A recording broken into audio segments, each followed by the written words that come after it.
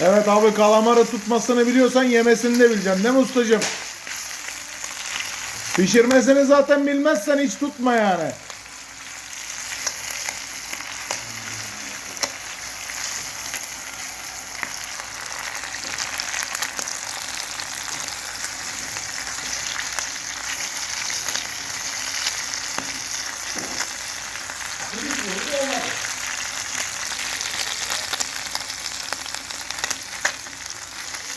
Yapma.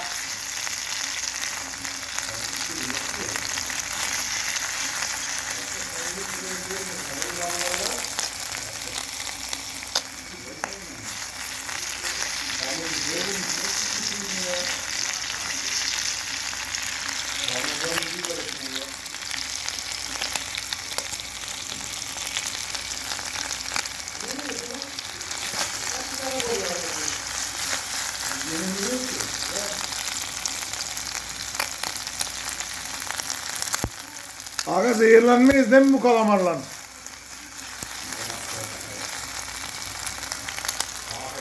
Aferin. Aferin.